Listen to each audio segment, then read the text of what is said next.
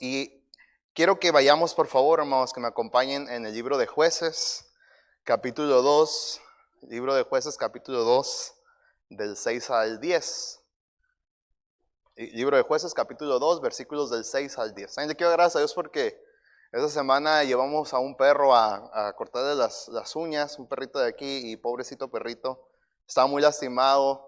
Y de repente, una vez que cortaron las uñas, sacó sangre, su uña se había crecido mucho y tenía una situación muy triste el pobre perrito. Lo llevamos allá y cuando lo estaba tratando, como que me desconfió y me aventó una mordida y me mordió el dedo. Y me lo hinchó y ya fui al hospital. Dije, me van a poner la vacuna de la rabia, no sé qué. Y me empecé a sentir como espuma que salía de la boca, algo así. Y dije, ay Dios mío, no puede ser. Y gracias a Dios no fue nada. Me dijeron, no, hay años que está radicada la rabia en México. No creo que seas tú, me dijo, quien la traiga. Y dije, espero que no. Me dijo, pero por si las moscas, observa al perro por 10 días. Y dependiendo de cómo reacciona, pues vienes a que te inyectemos o no. Pero en el momento voy bien, la hinchazón ha bajado, ahí está un poquito ahí la mordida ahí, pero entonces estamos bien. Gracias a Dios, nada más era para compartir con ustedes, ¿verdad? Jueces 2 del 6 al 10, dice así la palabra de Dios. Porque ya Josué había despedido al pueblo y los hijos de Israel se habían ido cada uno a su heredad para poseerla. Y el pueblo había servido a Jehová todo el tiempo de Josué y todo el tiempo de los ancianos que sobrevivieron a Josué, los cuales habían visto todas las grandes obras de Jehová que él había hecho por Israel. Pero murió Josué, hijo de Nun, siervo de Jehová, siendo de 110 años, y lo sepultaron en su heredad en Timnat Sera, en el monte de Efraín, al norte del monte de Gaas. Y toda aquella generación también fue reunida a sus padres, y se levantó después de ellos otra generación que no conocía a Jehová, ni la obra que él había hecho por Israel. El tema que quiero tratar, hermanos, con ustedes en esta tarde es otra generación. Otra generación. Y está principalmente basado en ese versículo 10 que dice, y toda aquella generación también fue reunida a sus padres y se levantó después de ellos otra generación que no conocía a Jehová. Entonces vamos a orar, vamos a pedir a Dios que tome el control. En este tiempo, si me acompaña, por favor. Padre Celestial, te doy muchas gracias porque eres bueno. Te doy muchas gracias por tu amor, por tu misericordia. Gracias, Señor, por un año más que nos permite estar aquí. Gracias porque podemos estar en tu casa. Señor, nunca venir a tu casa es de balde. Señor, siempre hay cosas nuevas que aprender o cosas importantes que recordar. Que decisiones, promesas que se habían dejado atrás, que se pueden volver a retomar, Señor. Renovación de votos para contigo. Te pedimos que ese servicio no sea la excepción. Ayúdanos y toma el control de este tiempo. Gracias por el tremendo tiempo, por esta vuelta, Señor, a los cultos y porque podemos estar aquí todos unidos en armonía. Toma el control del Espíritu Santo. Ayúdame a mí, tan inútil que soy, Señor. Y por favor, ayúdame a hacer una bendición a mis hermanos. En Cristo Jesús te pedimos todo. Amén. Muy bien, hermano, rápidamente el contexto de este pasaje. La historia del pueblo de Israel, varias veces la hemos escuchado, la conocemos. Cuando el pueblo de Israel sale de Egipto, toda aquella gran nación, ese pueblo, fue sacado con un gran poder de la mano de Dios, con milagros a través de su siervo Moisés. Y fueron llevados al desierto donde en el monte Sinaí Dios les dio las tablas de la ley y les enseña el culto hacia Dios, ¿verdad? La manera en cómo ellos iban a servir a Dios. No pasó mucho tiempo cuando ellos estuvieron entonces al borde de la tierra prometida, Canaán, la tierra que fluye leche y miel. La estrategia fue mandar espías y conocemos la historia, ¿verdad? Que conocieran la tierra, que trajeran un reporte para checar la estrategia que iba a seguir el pueblo para conquistar la nueva tierra. Pero cuando estos espías llegaron, empezaron a decir, no, esa tierra no podemos habitarla, no, esa tierra no podemos conquistarla porque allí hay gigantes, allí hay personas, sus habitantes son más grandes que nosotros, son gigantes, no podremos contra ellos. Ellos decían, somos como langostas ante ellos, no podemos. Hermanos, todos ellos habían visto las obras que Dios había hecho. Todos ellos habían visto el poder de Dios en las plagas. Hermanos, habían visto el mar abrirse delante de ellos. Pero no tenían la fe suficiente para confiar que si Dios ya les había dado victorias en el pasado, les podía dar esta nueva victoria en el futuro o en el presente. Solamente 2 personas, Josué y Caleb, se pararon delante de la congregación, se pararon por Dios y dijeron: no, si Jehová tuviera misericordia de nosotros, nosotros podemos pasar este Jordán y podemos conquistar la tierra. Tristemente, el pueblo dio oído, obedeció a aquellos 10 espías. El corazón del pueblo se hizo como agua, desconfió de Dios. Empezaron a decir: no, nuestros hijos van a perecer, esta gente los va a destruir, los va a acabar por completo. Y Dios mandó un juicio contra el pueblo. Algo que podía haber sido tan sencillo, algo que podía haber sido tan simple, cuestión de semanas o meses, se convirtieron en 40 años de dar giras alrededor de un monte. 40 años, hasta que toda aquella generación de 20 años hacia arriba hubiera perecido. Inclusive el líder Moisés murió. Y ahora Dios levantó un nuevo líder, a Josué, el discípulo de Moisés. Y una nueva generación, aquellos que sus padres habían dicho que no podían conquistar, que iban a ser destruidos, ahora era el turno de ellos. Y miramos la historia, hermano, ya conocemos cómo Dios hace un milagro, cómo ellos cruzan el Jordán, cómo Dios los guía hacia las murallas de esa primera ciudad, Jericó, y cómo Dios en un milagro tan grande puede derribar esos muros. Y no fueron los gritos de las personas, sino que fue Dios. Y el pueblo pudo entrar y pudo conquistar. Y fue victoria tras victoria, y tenemos esa gran historia donde había que pelear contra los enemigos, y Josué oró y el sol se paró. Hasta que el pueblo se hubo vengado de sus enemigos, dice la palabra de Dios. Y no hubo día como aquel, ni antes ni después de él, donde Jehová hubiera escuchado la voz de un hombre, porque Jehová peleaba por Israel. Y todas esas grandes maravillas, hermano, que podía ver esa generación. Todas esas grandes obras y esos grandes testimonios del poder de Dios en la vida, y cómo Dios, el verdadero Dios, es el Dios a quien se debe servir, es el Dios a quien se debe honrar, es el Dios a quien se debe alabar, adorar. Con el paso del tiempo fue quedando de lado. La palabra de Dios nos dice aquí: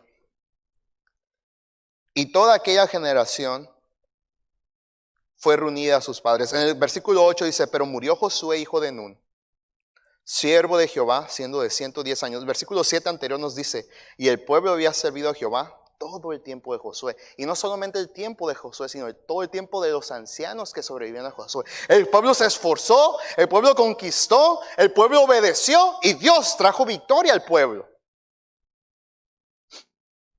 Dice la palabra de Dios que aún todavía quedaba terreno por conquistar, y todavía antes de morir Josué junta a todo el pueblo y les dice: hey, sean diligentes en poseer toda la tierra que el Señor ha prometido para todos ustedes. Y es donde les llama y les dice: tienen que escoger a quién van a servir. Y el pueblo hizo votos delante de Dios y dijeron, y Josué les dijo: yo y mi casa serviremos a Jehová. Y el pueblo dijo y prometió: nosotros también serviremos a nuestro Dios con nuestras familias. Y sirvieron a Dios con su familia.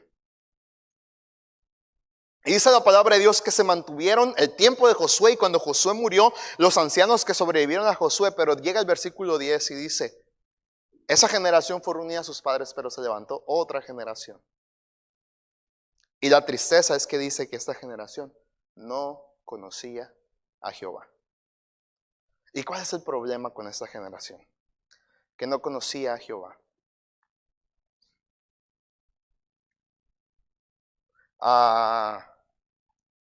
Dani Obeso, ¿puedes venir, por favor? Arturo, ¿estás aquí, Arturo? ¿Dónde estás? Ven, por favor. Y Obed, ven, por favor. Y Memito, ¿estás ahí, Memito? Estás aquí. Pásale, por favor. Dani, ¿puedes venir, por favor, Dani? Sí, un ratito nada más. Sí, aquí exactamente, ahí quiero que se paren, por favor. Aquí, Dani, mira. Pásame más para acá, vamos, aquí, joven. Ahí, Dani. Ah,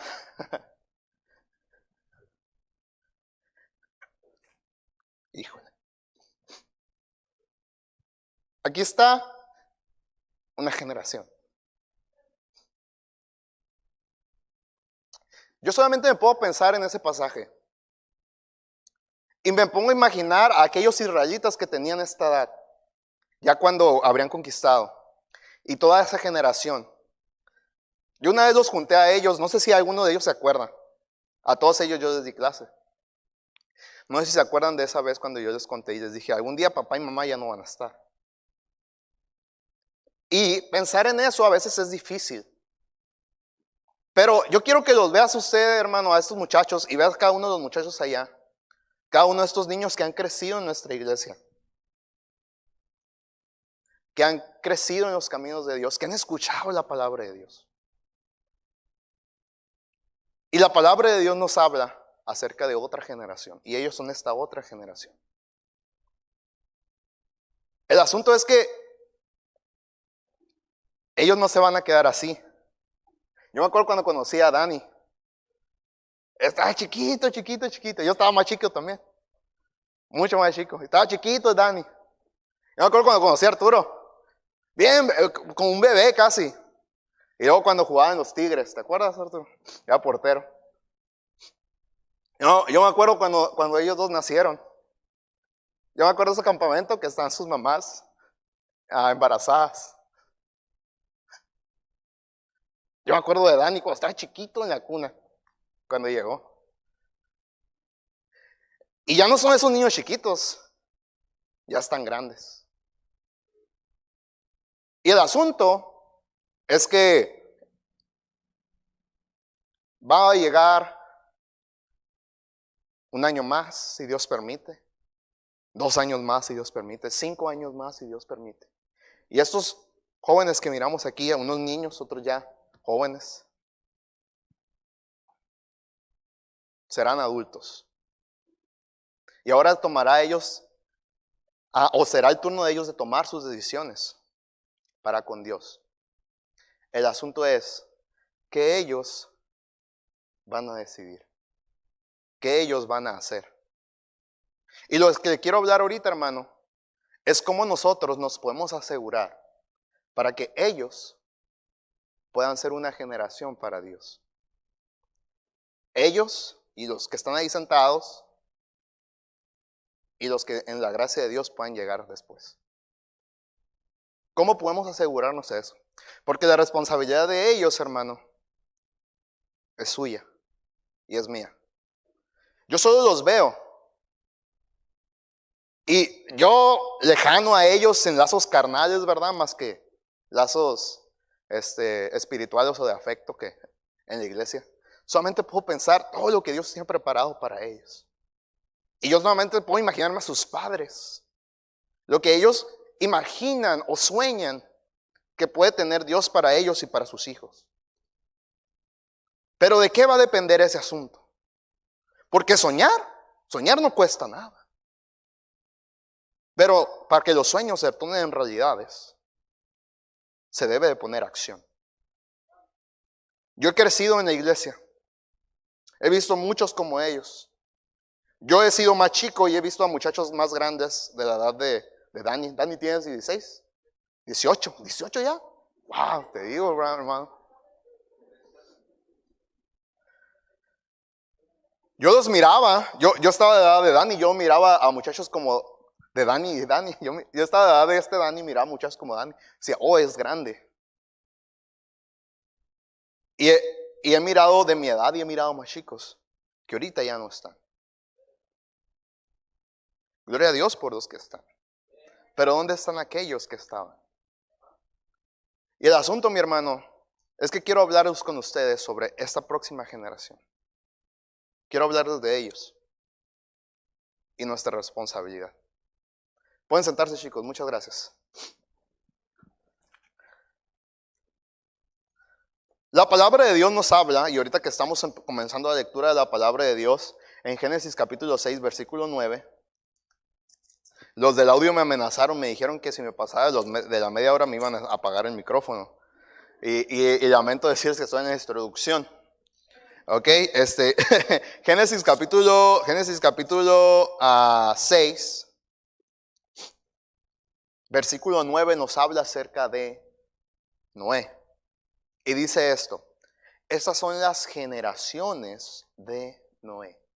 Noé, varón justo, era perfecto en sus generaciones. Con Dios caminó Noé. Pero me llama mucho la atención el hecho de que Noé era perfecto en su generación.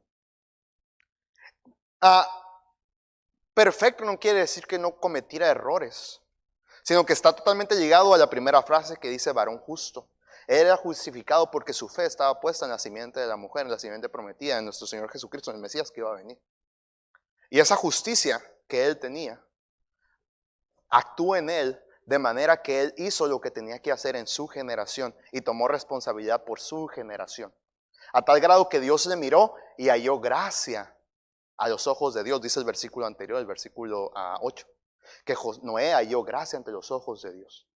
Por eso es que Dios miró con agrado a Noé y él pudo salvarse, pero no se salvó solo él, sino que pudo salvar a su familia. Y como ayer nos enseñaba hermano Andrés, una situación como la de Noé es la situación como la del día de hoy, donde todo el mundo está lleno de pecado, todo el mundo está lleno de malicia, y nosotros y nuestras familias y los hijos están expuestos a tantas cosas en este tiempo. Pero ¿cómo pueden ser ellos guardados como la familia de Noé fue guardada en esa arca? Bueno, fue porque hubo un padre que estuvo dispuesto a tomar su responsabilidad en su generación. Por eso es que la palabra de Dios habla de que él fue perfecto en sus generaciones, porque Noé caminó con Dios. Él trazó el camino. Él decidió caminar el camino.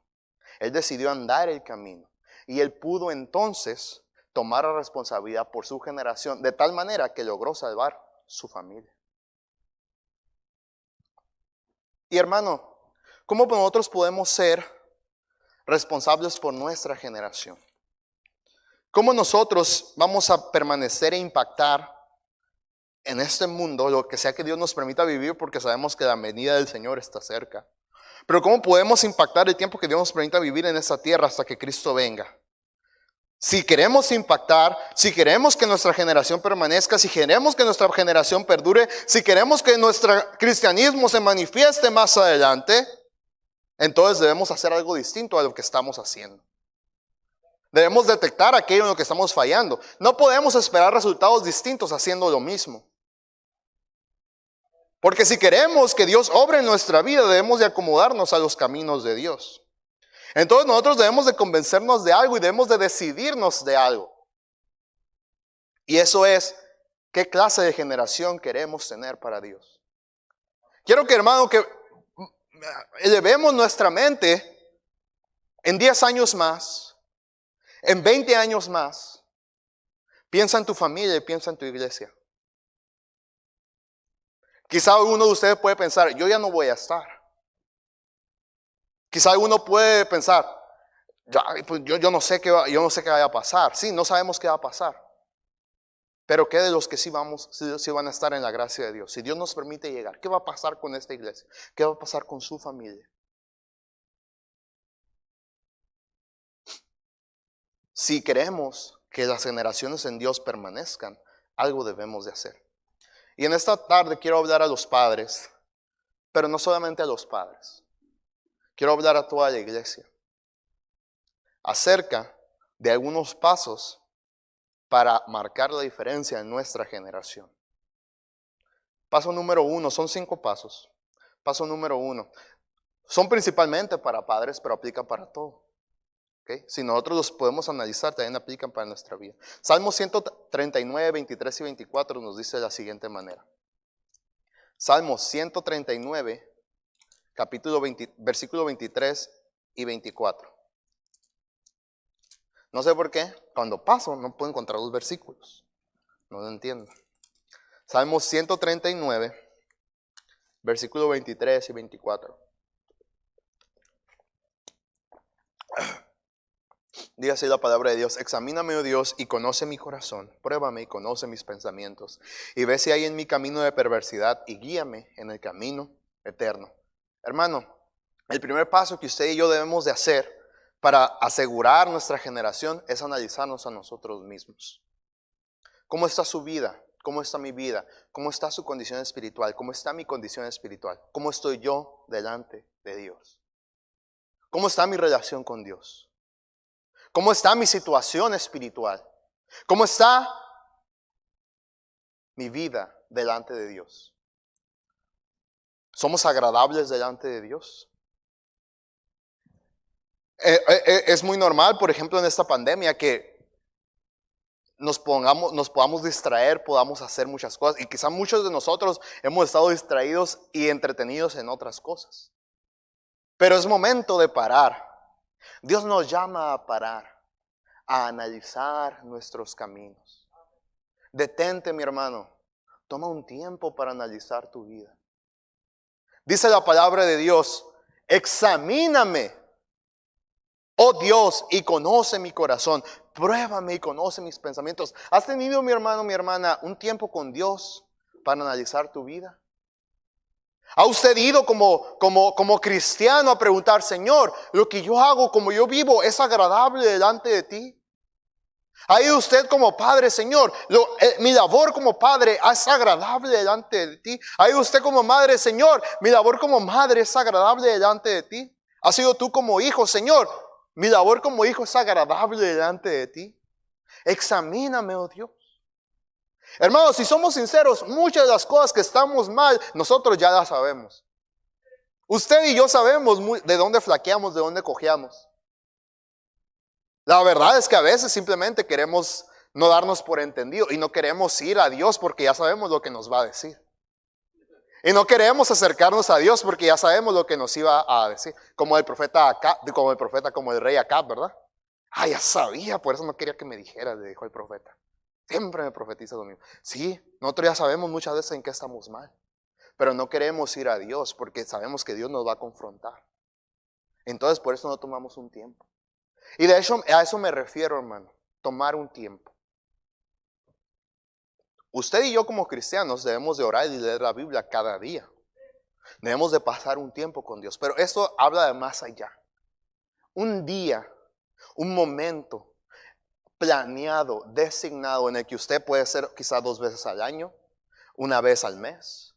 Un pastor decía: yo cada mes, un día lo tomo al principio para meditar con Dios, para examinarme a mí mismo. Me puede decir: quizás es pastor. Pero, por ejemplo, este tiempo de inicio de año fue un tiempo muy propicio para que la mayoría de nosotros nos pudiéramos puesto a analizar nuestra vida. Pero estoy hablando, hermano, de que tú y yo tomemos un tiempo y designemos un tiempo para que pongamos delante de Dios nuestro corazón abierto y que Él analice cada una de las situaciones que hay en ese corazón. Que pruebe nuestros pensamientos. Señor, esto es agradable delante de ti. Este plan es lo que tú quieres para mi vida. Esto es tu propósito. Estas ideas, estos pensamientos te agradan, son lo que tú quieres para mí. Señor, mira, este es mi hijo. Aquí está. Esto es el plan que yo tengo. Este es el camino por el que lo voy llevando. Es el camino correcto para él. Necesitamos, hermanos, ir delante de Dios y pedirle a Él que examine nuestro corazón. Y también que nos revele aquello que no sabemos, porque quizá muchas veces podemos hacer cosas malas pensando que son buenas. Y que Dios nos descubra nuestro error y que Él permita a nosotros ver y que podamos entender. Dice el salmista: y ve si hay en mí camino de perversidad y guíame en el camino eterno. La primera manera, mi hermano, mi hermana, en que usted y yo podemos asegurarnos de esta generación y de la generación futura es que analicemos primero nuestra situación. Porque si queremos guiar a otra generación, nosotros primero debemos estar bien delante de Dios. ¿Qué clase de cristiano es usted? ¿Qué clase de cristiano es usted? Muchos de aquí de la iglesia, yo los conocí desde que tengo uso de memoria. Y a muchos hermanos eran padres y ahora ya son abuelos. Y veo las cositas ahí chiquititas ahí que van corriendo, ¿verdad? Y digo, el hermano ya está viejo. Y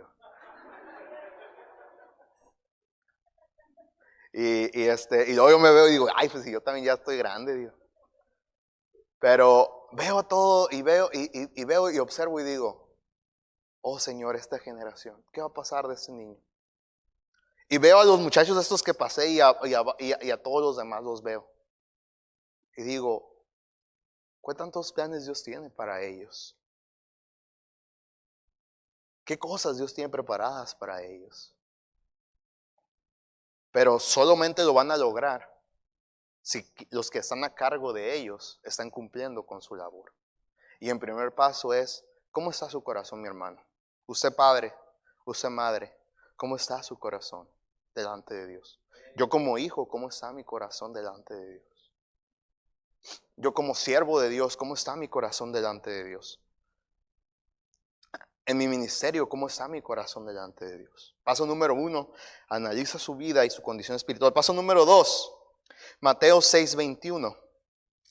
Hablando nuestro Señor Jesucristo, dice de la siguiente manera, Mateo 6:21. Dice así, desde el 19 vamos a dar lectura, dice así la palabra de Dios. No os hagáis tesoros en la tierra, donde la polilla y el orín corrompen, y donde ladrones minan y hurtan, sino haceos tesoros en el cielo, donde ni la polilla ni el orín corrompen, y donde ladrones no minan ni hurtan. Porque donde está vuestro tesoro, ahí estará también vuestro corazón. El segundo punto, hermano, es analizar y fijar las prioridades en nuestra vida. Jesús habla acerca del corazón. Y Jesús dice, donde está tu tesoro, ahí estará tu corazón. ¿Qué es eso que usted atesora, mi hermano, mi hermana?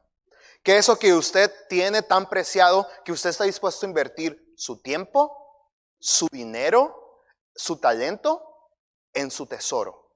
¿Cuál es su tesoro? Aquello en lo que usted invierte horas, sudor, esfuerzo. Ahí donde está su tesoro, donde usted está invirtiendo su vida, donde usted está invirtiendo su tiempo, donde usted está invirtiendo su talento, ahí es donde está su corazón. Ahí es donde se manifiesta su prioridad. ¿Cuál es su prioridad? Muchas veces nosotros como cristianos podemos decir que queremos agradar a Dios, pero estamos más enfocados en otras cosas. Quizá yo como cristiano yo puedo decir, yo quiero agradar a Dios y yo quiero servir y tengo toda la intención. Pero mi prioridad no está en la casa de Dios. Mi prioridad no está en servir a Dios. Mi prioridad está en ganar dinero. Quizá yo puedo decir, Señor, yo quiero amarte, y yo quiero servirte, y yo quiero, Señor, y tú sabes. Pero mi prioridad está en embellecer mi casa. Pero mi prioridad está en comprar un carro más nuevo. Pero mi prioridad está en una y tantas cosas. ¿Cuál es su tesoro, mi hermano? ¿Qué es lo que usted más atesora? Que usted está dispuesto a dar todo y a invertir en ello. No sé si se ha parado a analizar en ello, si se ha parado en reparar en ello. ¿Será que en lo que usted está invirtiendo su tiempo, su dinero, su esfuerzo, su talento? ¿Será que su tesoro es algo que a Dios no le agrada? ¿O es algo que le está quitando a usted su mirada, su fijación en Dios? Es algo que le está desviando, es algo que le está estorbando de poner sus ojos en Jesús, en seguir a Cristo. ¿Cuál es su tesoro? ¿Qué es lo que usted más atesora? ¿Qué es lo que usted más anhela? ¿Qué es lo que usted más tiene en su corazón? Porque ahí es donde estamos invirtiendo. Y eso es lo que nos va a dar resultado. A veces nos extrañamos y decimos, es que yo no entiendo, ¿por qué hace esto? Bueno, es que tú le permitiste que mirara esas cosas. O tú le permitiste que hiciera eso. O tú hacías eso también. Por ejemplo, muchas veces podemos quizá alguien puede pedir, un padre puede pedir, ¿por qué mi hijo no es tierno ante las cosas de Dios? ¿Por qué no reacciona ante Dios? Pero en toda la pandemia, ¿dónde usted estuvo, mi hermano, mi hermana? ¿Qué es lo que usted hacía en casa? ¿Qué es lo que usted enseñaba? A veces tenemos la mala idea de que, es que para eso lo llevo a la iglesia, para eso vamos a la iglesia, para que el maestro le dé clases. Pero ¿dónde está usted, hermano, como pastor de su familia? Como guía de su familia. Yo le decía a los maestros, y ya lo había comentado yo aquí también, es que muchachos, nada más no podemos desaprovechar el tiempo porque nada más los tenemos aquí a 6 horas a la semana. Pero ¿cuántas horas tiene una semana? Los muchachos están en la escuela cada día 7 horas, pero ahorita no hay escuela, están en línea o están todo el día en casa. ¿Cómo se está aprovechando usted el tiempo con sus hijos? ¿Cómo le está haciendo pasar el tiempo? ¿Cuál es la prioridad para usted en cuanto a sus hijos? ¿Qué es lo que usted desea para su hijo y en lo que usted está invirtiendo dinero en su hijo? ¿Cuál es su prioridad para su familia? ¿Qué es lo que usted busca? Yo he conocido mucha gente que en el afán de tener lo mejor para su familia, termina perdiendo a su familia. Que en el afán de darle las mejores vacaciones a sus hijos, termina perdiendo a sus hijos. Que en el afán de darle las mejores cosas que yo no tuve cuando era niño a mis hijos, termina destrozando a sus hijos.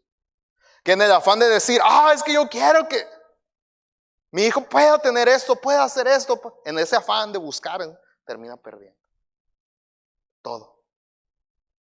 Y los he conocido y los he visto. Y yo le puedo contar ejemplos, unos 10 ejemplos. Mi padre le puede contar unos 50 ejemplos o más. Pero ¿dónde está usted? ¿Dónde tiene usted su prioridad? ¿Cuáles son las prioridades de su vida? ¿Cuáles son las prioridades de mi vida? Un ejemplo de prioridades es que nuestra primera prioridad como cristianos debe ser Dios, nuestra relación con Dios. Es algo muy sencillo. ¿Cómo está usted en este día 24 de enero en su lectura de la Biblia? ¿La está siguiendo?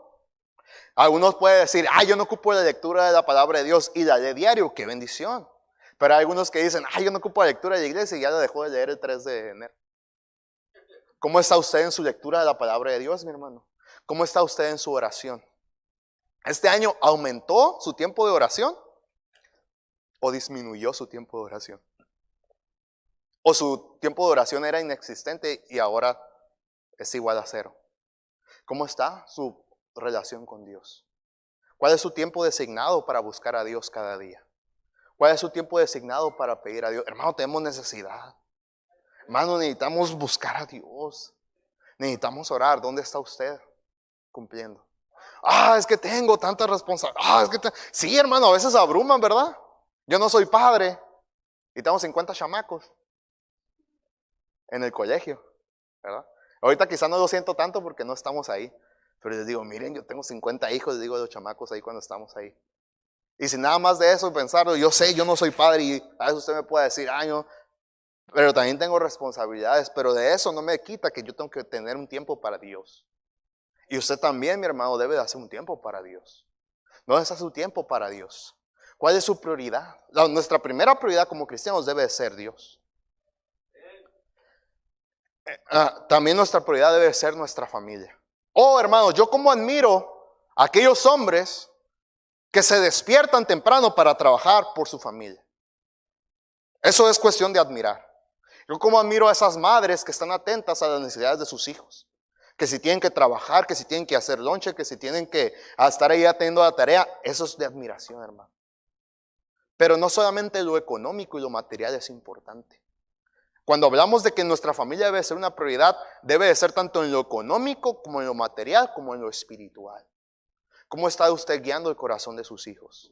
¿Cómo usted está enseñando la palabra de Dios? ¿Cómo está la enseñanza de la palabra en su casa?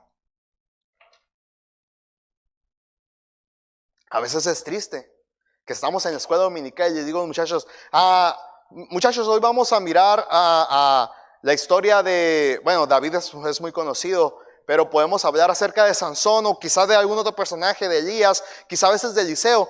Y es triste que a veces hay niños que dicen, yo no sé quién es, si es niño que estuvo en la iglesia todo el tiempo, toda su vida, que no conocen de la palabra de Dios. ¿Cómo está tu lectura? ¿Cuántos leíste? ¿Cuántos capítulos leíste? 1.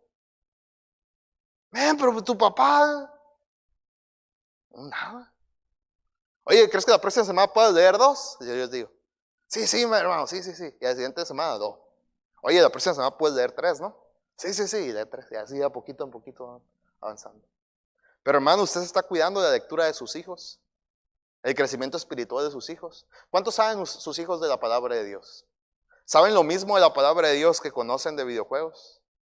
¿O que conocen de superhéroes? ¿Saben lo mismo? ¿Cómo está ese asunto? Yo me sorprendo de ahorita en el colegio de todos los videojuegos que sacan los niños y, maestro, que vamos a jugar y que no sé qué. Personalmente no me gusta jugar con ellos, es personal mío. Digo, no. Pero digo, ¿y cómo te metes ahí? No, y que no sé qué. Y digo, ok, envíame ese trabajo en Word. No sabe, ¿verdad? Necesito que copies esto. Ay, maestro, no sé cómo copiar esta imagen. Ay, maestro, y me andan llamando a las 2 de la mañana. Sí, pero es que en dónde está nuestro tesoro, ¿verdad? Eso se refleja. Pero hermano, usted está vigilando, usted está cuidando. A veces me dicen unos que no, es que la serie todo el día. ¿Y la Biblia? Ay, no la he leído. La verdad no la he leído. Ay, qué sincero eres, mijo, te voy a dar un premio.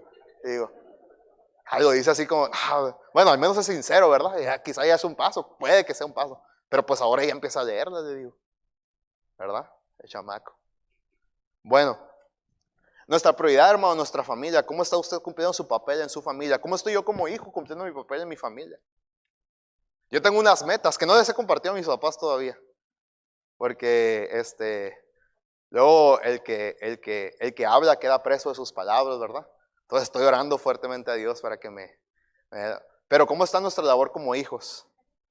Nuestra labor en casa. ¿Cómo estamos? Así cumpliendo nuestras labores. ¿Cómo estamos trabajando? ¿Cómo estamos cumpliendo? Hermano, debemos de cumplir nuestra prioridad. Otra prioridad debe de ser la iglesia. La iglesia. Estar en la iglesia. Pasar tiempo en la iglesia. Servir en la iglesia. Hermano, ¿usted sirve en la iglesia? ¿Usted hace algo en la iglesia? Es importante que nosotros estemos haciendo algo en la iglesia. Al menos es importante que vengamos a la iglesia. ¿Cuántos en el tiempo de pandemia pudieron estar, en el tiempo que se abrió, pudieron estar aquí? Por cierto, tengo una nota también que no la dije la otra vez que vine y dije, híjole, la tenía que decir. La tenía que decir y no la dije. Y la tengo que decir. Hermanos, cada vez que las puertas de la iglesia se abran, nosotros debemos de buscar estar aquí. Pero más aún, aquellos que somos llamados para servir a Cristo, debemos de estar aquí en la iglesia. Haya o no haya pandemia. Nosotros debemos de estar aquí para servir a Cristo, porque somos llamados. Domingo en la mañana, domingo en la tarde, miércoles en la tarde. Somos llamados a tiempo completo, debemos de servir aquí en la iglesia y buscar algo que hacer, porque somos llamados para servir a Cristo. Eso es para los llamados, ¿verdad? Pero cada vez que la iglesia se abra, hermano, usted y yo debemos de intentar estar aquí. Y que hagamos todo nuestro esfuerzo. Aunque el mismo infierno se abra y no quiera dejarnos venir a la iglesia, nosotros debemos de hacer todo por estar aquí. Y ahorita que ya pudimos y se abrieron las puertas, en un porcentaje, nuestro deseo y nuestro afecto debe estar en la casa de nuestro Dios, como predicó el hermano Nacho el otro día. Debemos de estar aquí en la casa de Dios, porque no hay otro lugar donde podamos estar. Muchos ya aprovecharon el dominguito familiar.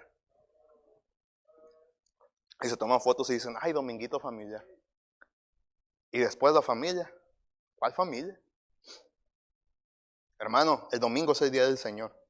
Y debemos de estar en la casa de Dios. Dejemos de poner excusas. Porque excusas hay por montones. Y ya les había dicho, ¿verdad? Excusas y axilas son iguales. Porque todas las tenemos y todas apestan. No hay excusa y no hay pretexto. Otra prioridad, hermano, en nuestra vida debe ser también el trabajo y la escuela, por ejemplo. Sí debemos de dar, y como dice el pastor, los cristianos debemos de ser los mejores trabajadores y debemos de dar nuestro mayor esfuerzo.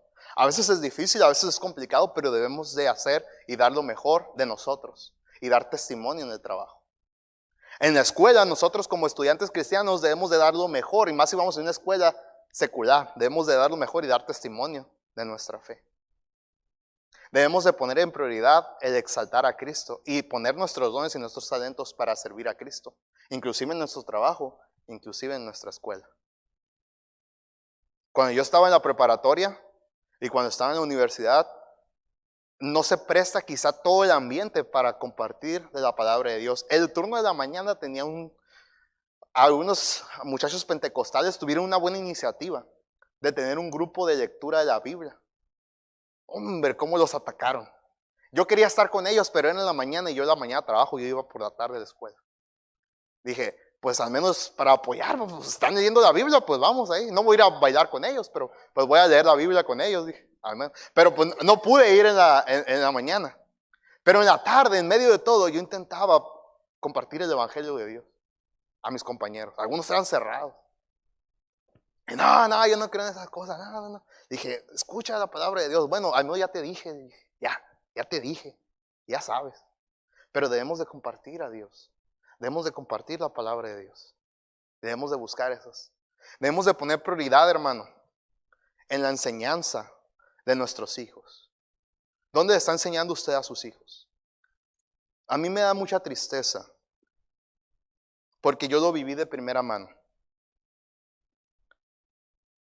Y no quiero que se tome esto como un reclamo, porque no lo es.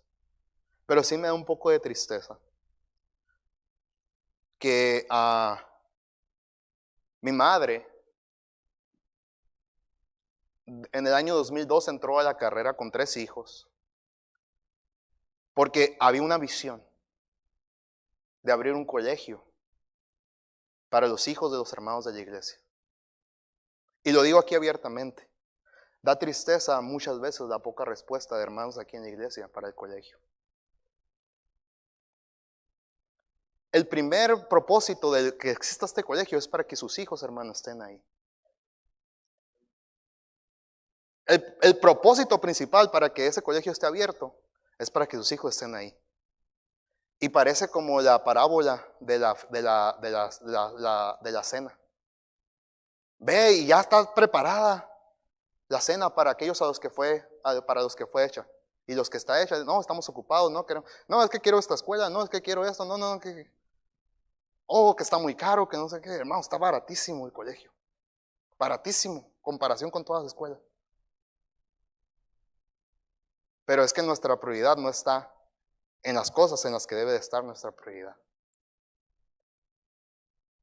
¿En qué estamos invirtiendo nuestro dinero? ¡Qué bendición! No, es que esta escuela, mira, y que tiene... ¡Qué bendición! Hay unos que pensaban así también, que dijeron, no, es que esa escuela ahorita su hijo es un ateo. Es que, hermano, ¿en dónde estamos metiendo a nuestros hijos? ¿A dónde los estamos llevando? ¿Cuál es nuestra posición? Hay mucho que en lo que estamos mejorando y hemos mejorado mucho. Por cierto, les quiero extender una petición. Quiero que me ayuden a orar por esto. Tenemos un proyecto de inglés para poder hacer la escuela bilingüe y empezar a hacer la mitad de las materias en inglés, pero necesito maestros. Y les digo, algunos muchachos han dicho, yo estudio inglés y no quieren, necesito hermanos que quieran estudiar inglés para que puedan dar clases de inglés. Y voy a decir eso también. Es una bendición también. Hay algunos hermanos, inclusive, les voy a decir esto, de otras denominaciones que han llegado a pedir trabajo. Y algunos que han tenido o han mostrado un buen testimonio han venido. Y yo doy gracias a Dios por ello. Pero el asunto es que debería de ser hermanos de aquí de la iglesia, que estuvieran ahí trabajando. Y hay gente que está aprovechando el colegio, que viene y dice, es que esta escuela es maravillosa, dice, porque aquí enseñan a mis hijos de la palabra de Dios y yo estoy buscando esto. Pero yo digo, qué bendición que podemos ser. Y ese es un propósito de la iglesia, del colegio, extender o ser como un brazo que pueda alcanzar. Y hay algunos padres que se han acercado, hay algunos padres que han venido aquí a la iglesia, pero no es el principal propósito. El principal propósito era para que ustedes, hermanos, estuvieran ahí también. Y sí me da tristeza, porque yo miré el esfuerzo, porque yo miré el tiempo. Y da tristeza a veces que no se venga. Pero ¿dónde está? Eso habla de nuestra prioridad. ¿Dónde está nuestra prioridad? ¿Cuál es nuestra prioridad? Dice la Biblia, ¿de qué le servirá al hombre si ganare todo el mundo y perdiere su alma? ¿Y de qué le va a servir a su hijo, hermano, que gane todo el mundo pero esté perdido, ¿de qué servirá? De nada servirá. Para eso es esto, y para eso es cada departamento y ministerio de la iglesia, pero muchas veces desechamos, muchas veces tomamos por poco. A veces señalamos nada más lo malo y estamos, no, es que eso, es que, pero no miramos en realidad todo lo bueno que nos da, que es mucho más. A veces, hermano, en lugar de criticar, ¿por qué usted no se involucra y empieza a ser parte de la solución y no ser parte del problema? Pero es que eso simplemente habla de prioridades. ¿Qué puedo recibir yo?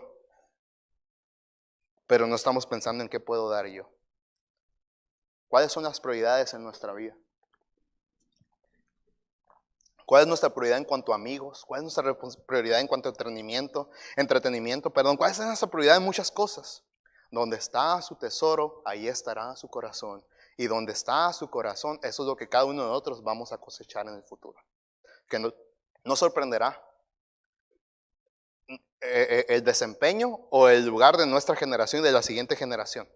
Porque simplemente va a ser un reflejo del tesoro de cada uno de nosotros. Un reflejo de nuestro corazón. Número 3, hermanos, si queremos preservar esta generación, debemos establecer nuestras convicciones. Proverbios 22, 28. Dice así la palabra de Dios. Y ya me voy a ir un poco más rápido, espero. Proverbios 22, 28 dice así la palabra de Dios. No traspases los linderos antiguos que pusieron tus padres. Este versículo cuando lo leí por primera vez hace 11 años, me llamó poderosamente la atención. Porque yo veo el asunto de nuestra sociedad, que se degrada cada día más. Y cada día más va de mal en peor. Y el problema es que los cristianos vamos allá atrásito de ellos. ¿Verdad? Pero el versículo de Proverbios es bien claro. No traspases el lindero antiguo, que ya está puesto, que ya está firme, manténlo. No lo brinques, no lo pases. Y estamos hablando de convicciones. ¿Qué son convicciones, hermano? Convicciones son seguridades. Son convencimientos fundamentados en la palabra de Dios, fundamentados en verdades de la palabra de Dios. Y el problema es que en este tiempo estamos viviendo sin convicciones. No tenemos convicciones. Por eso vamos de acá para allá y, es que mira esta música, es que es cristiano, es que mira esto. Pero no estamos arraigados en fundamentos, no estamos arraigados en convicciones y nos vamos por allá por doquiera de cualquier viento de doctrina. De cualquier idea, de cualquier pensamiento, de cualquier filosofía, porque nuestras convicciones no están arraigadas en la palabra de Dios. ¿Cuáles son sus convicciones, hermano? Sus convicciones determinarán el rumbo de su vida y el rumbo de su familia. ¿Qué es lo que usted permite y no permite en su casa? ¿Cuáles son sus convicciones? Esta tarde mi padre y yo estamos viendo un partido de fútbol americano. Y pasa algo parecido entre el fútbol americano, el fútbol y muchos otros deportes que se juegan en pasto. Y todos los deportes en realidad, pero hablando de los de pasto. Alrededor del campo de fútbol americano, de fútbol, cualquier deporte, hay líneas que están bien marcadas. Y yo siempre me había preguntado, ¿cómo las pintan? ¿Con qué se pintarán esas líneas? Y una vez miré un reportaje de una persona que tiene una máquina que tira tinta, tira pintura y pasa milimétricamente sobre la mancha y antes de cada partido tiene que volver a marcarla. Algunos han mirado partidos de los Pumas, cómo se miran las rayas del partido de fútbol americano, en el partido de fútbol. Porque las líneas estaban tan marcadas que no las pudieron quitar en un momento. Porque tienen que estar visibles. Porque ¿para qué sirven las líneas, hermano? Esas líneas sirven para determinar qué jugada va a ser. Porque cuando alguien está jugando la pelota y la toca con la mano, si es de un lado de la línea, es un tiro libre. Pero si es de otro lado de la línea, es penal. Pero ¿qué pasaría si la línea estuviera difusa? ¿Qué pasaría si la línea no fuera remarcada? ¿Qué pasaría si la línea no hubiera sido entintada de nuevo? Y fuera un caos. ¿Qué pasaría si en la línea de la portería el balón parece que pasó, pero la línea no está bien trazada? O sería como nosotros cuando jugábamos en la calle que marcábamos la línea con el pie y salía toda chueca.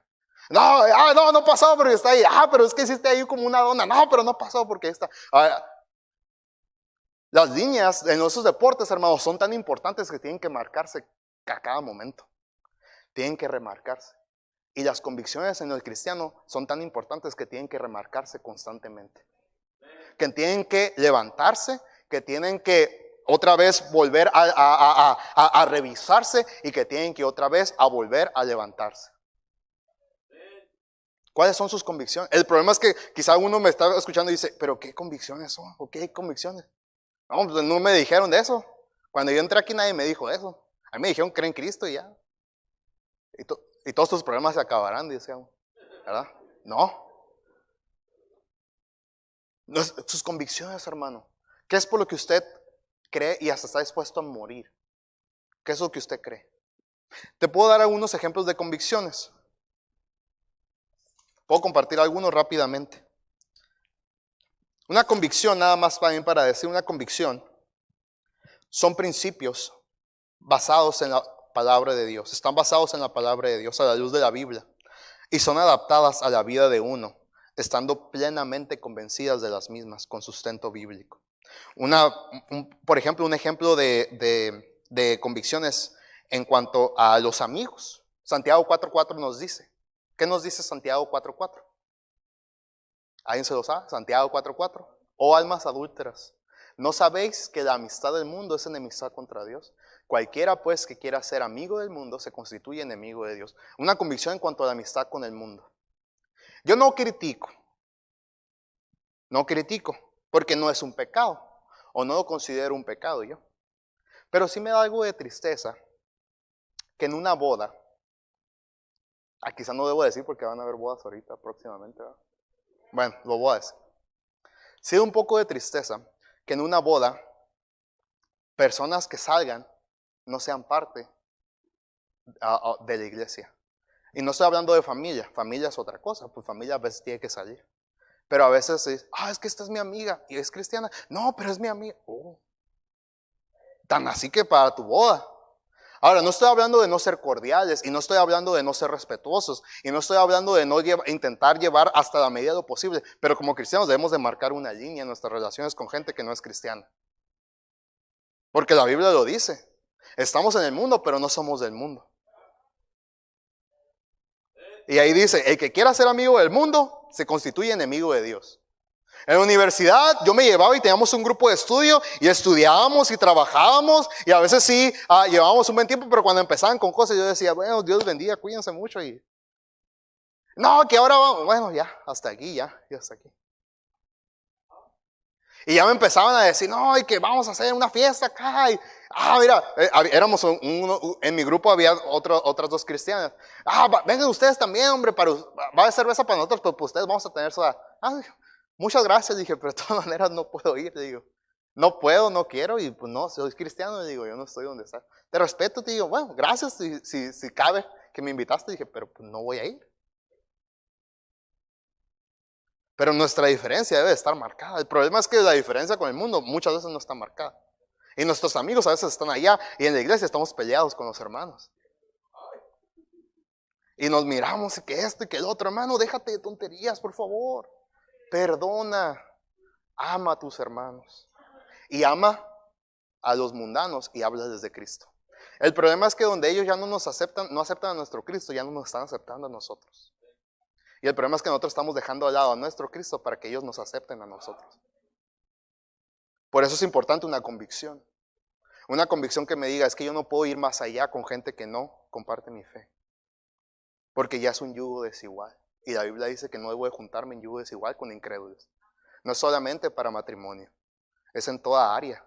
Porque en yugo es una unión para un trabajo, para un proyecto, cualquier cosa, hay hasta un límite. Entonces hay que cuidar eso. Esa es una convicción, es un ejemplo de convicción. Otro ejemplo de convicción, por ejemplo, podría ser en cuanto a la vestimenta. Deuteronomio 22:5 nos dice la palabra de Dios. Deuteronomio 22:5. No vestirá la mujer traje de hombre, ni el hombre vestirá ropa de mujer, porque abominación es a Jehová tu Dios cualquiera que esto hace. Imagínate, hermano, que yo me viniera a predicar aquí con falda. Hombre, ¿verdad?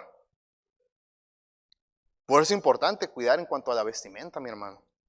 Y es importante marcarlo, y es importante decirlo. Ahora, hermana, yo sé que yo no soy mujer. Y una vez una persona me dijo, es que cómo me cae gordo ese hermano porque predicas de la falda, pero pues él no usa falda. Yo le dije, ay, híjole, pues yo no sé qué te puedo decir. Y ahorita ya ni siquiera vine a la iglesia, ya está, quién sabe en dónde.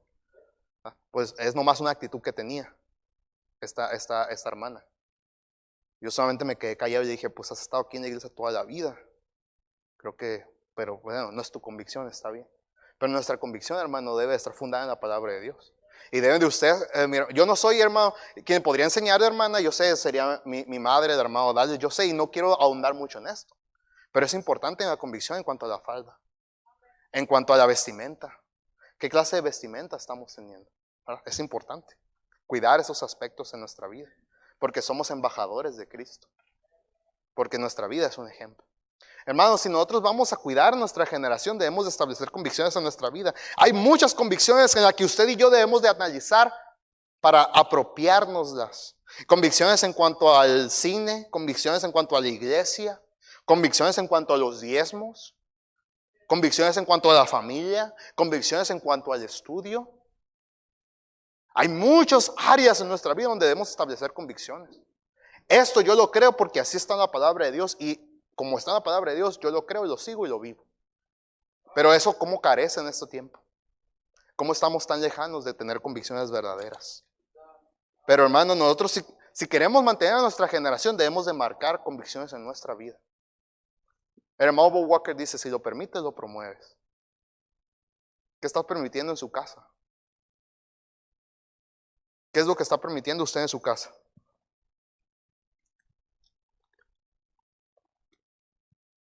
Número 4, toma acción. Uy, ya se me fue el tiempo, perdónenme chicos. Ya le vamos a cortar aquí, perdónenme. Número 4, toma acción. Nehemías 2:18 nos dice de la siguiente manera. Nehemías 2:18 nos dice de la siguiente manera. Yo pensé que todavía me quedaban 10 minutos. Nehemías 2:18 dice así la palabra de Dios. Entonces les declaré cómo la mano de mi Dios había sido buena sobre mí y asimismo las palabras que el rey me había dicho y dijeron, levantémonos y edifiquemos. Así esforzaron sus manos para bien. Cuarto punto, hermano, toma acción. En este pasaje, Nehemías estaba diciendo al pueblo cómo Dios había abierto todas las puertas para que él pudiera venir con todo el material y con todos los hombres para reconstruir las murallas de Jerusalén. Y una vez que el pueblo reconoció la mano de Dios y miró el plan que Nehemías tenía trazado, el pueblo no dijo, está bien Nehemías, pues adelante. No, el pueblo dijo, ok, tú ya estás, nosotros estamos contigo. Nos levantamos y edificamos contigo. Hermano, una vez que analizamos nuestra vida, nuestra condición espiritual, que fijamos convicciones, prioridades, fijamos convicciones, número 3, número 4 es tiempo de tomar acción. Una vez, hermano, preparado, es momento de tomar acción en la obra de Dios. Es momento de retomar ministerios. ¿Cómo está tu ministerio? ¿Cómo está tu ministerio? ¿Cómo está tu clase de escuela dominical? ¿Cómo está tu ruta? Yo estoy trazando un plan. Porque necesito retomar mi clase de escuela dominical de los muchachos de sexto año. Confieso, yo ya le dije a Dios y confieso delante de ustedes, yo no fui diligente en eso el año pasado. Pero ¿cómo está usted y cómo estoy yo, mi hermano? Debemos de poner diligencia en nuestros ministerios. ¿Cómo está su ministerio? Es tiempo de tomar ministerio. Y número 5, para terminar, 2 de Timoteo 2:2, dice así la palabra de Dios. 2 de Timoteo 2:2. Lo que has oído de mí ante muchos testigos, esto encarga a hombres fieles que sean idóneos para enseñar también a otros. Este es un pastor que había aprendido de otro pastor. Y este pastor le dice, enséñalo a otros para que puedan enseñar. ¿Saben quiénes son a esos otros a los que pueden enseñar, hermano? Es usted y soy yo. Es tiempo, nosotros, de influenciar a otros. Es tiempo de que nosotros nos levantemos y seamos ejemplo a otros. Hemos recibido tanto, mi hermano. Hemos tenido tanto de parte de Dios en nuestra vida. Dios nos ha dado tanto en esta iglesia. Hay un pastor que por la pura gracia de Dios ha enseñado bien la palabra de Dios aquí. Por mucho tiempo. Hemos tenido maestros que nos enseñan la palabra de Dios. Es tiempo de que nosotros seamos influencia a otros también. Yo solamente veo, hermano, ustedes adultos y yo les veo a ustedes como un ejemplo para mí. Yo veo los matrimonios de los hermanos adultos y yo los tomo como un ejemplo para mí. Por favor, hermanos, quiero que sigan siendo ejemplo para mí. Y quiero que sean ejemplo para estos nuevos matrimonios que se están formando. Que necesitamos ver ejemplos de matrimonios verdaderos, cristianos. Necesitamos ver ejemplos de hombres que aman a Dios y que sirven a Dios. Es tiempo de influenciar a otro. Es tiempo de ser de bendición a otro. Es tiempo de que nosotros lo que hemos aprendido lo podamos dar a otros. Yo sé que quizás no todos vamos a ser maestros, quizás no todos vamos a ser predicadores, pero nosotros podemos enseñar con nuestra vida, con nuestra boca y con nuestras acciones. Enseñar a estos niños que vienen, enseñar a esta nueva generación. Si ponemos en práctica estos 5 pasos, si nosotros ponemos en práctica estos 5 pasos, hermano, créame que podemos cuidar a la próxima generación. Yo sé que me pasé de tiempo, discúlpeme, vamos a orar. Padre Celestial, te damos muchas gracias por tu palabra. Te damos gracias, Señor, porque en ella tú nos hablas. Oh, Señor, yo no sé, Señor, yo soy indigno y yo no sé nada, Señor.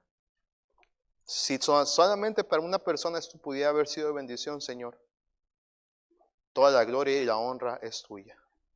Señor, ayúdanos a cuidar nuestra generación. Oh, Señor, vienen ahí los niños, vienen los nietos. ¿Y cómo estamos nosotros preparándonos para ellos? ¿Cómo estamos poniendo en alto, Señor, esos principios, esas prioridades en nuestra vida, esas convicciones? ¿Cómo estamos o cómo está nuestra vida delante de ti? ¿Cómo está nuestra condición espiritual delante de ti? Señor, muchas veces hemos parado, muchas veces hemos estado descansando y no estamos velando, Señor, y no estamos cuidando. Y está creciendo y el tiempo está pasando. Y los que antes eran bebés ahora son niños. Y los que eran niños ahora son adolescentes. Y los que eran adolescentes ahora son jóvenes. Y los estamos perdiendo, Señor. Si no paramos y hacemos algo distinto. Si no paramos y analizamos, Señor. Son una generación preciosa, Padre. Estos niños que estuvieron aquí enfrente.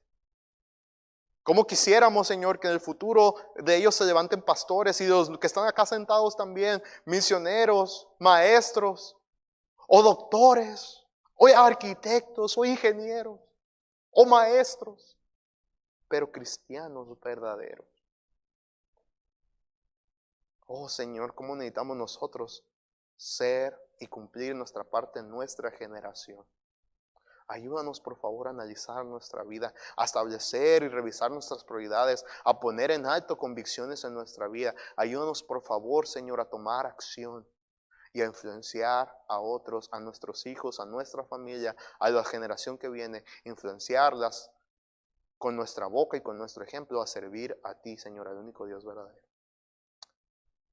Hermano, yo no sé si Dios le habló a usted en esta noche. No me ve a mí, yo no soy nadie. Pero si la palabra de Dios tocó en su corazón, Señor, hermano, ¿por qué no habla con Dios? ¿Por qué no toma un tiempo para Dios? ¿Por qué no busca a Dios y le pide a Él que le ayude a entender su plan y su propósito en su generación? Que usted pueda cumplir, Señor, que usted pueda cumplir, hermano, con ese papel que le toca en su generación. Piensa en sus hijos, piensa en sus nietos, quizá piensa en sus bisnietos. ¿Cuál es el papel, Señor, hermano, que usted, hermana, que usted debe de tomar en esta generación para cuidar a la siguiente generación? Padre Celestial, te damos gracias. Seguimos orando y viene el pastor a terminar la invitación. Dios los bendiga, hermano.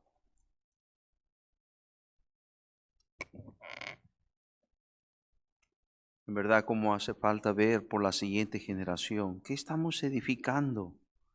¿Qué estamos enseñando? ¿Qué estamos mostrando?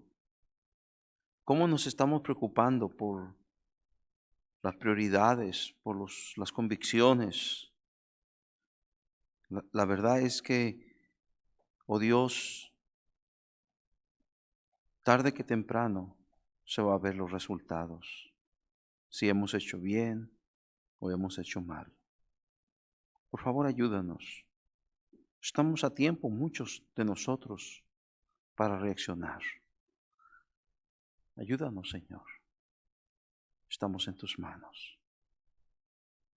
Y posiblemente algunos de nosotros, si hemos perdido un hijo, una hija, o está fuera del camino de Dios, será tiempo de pensar y examinar y pedirle a Dios que nos ayude y que vuelva el corazón de nuestro hijo o de nuestra hija al camino, a Cristo.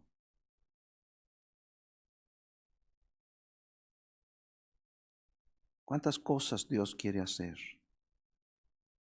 Y Él puede hacerlas. Por favor, Dios, ayúdanos.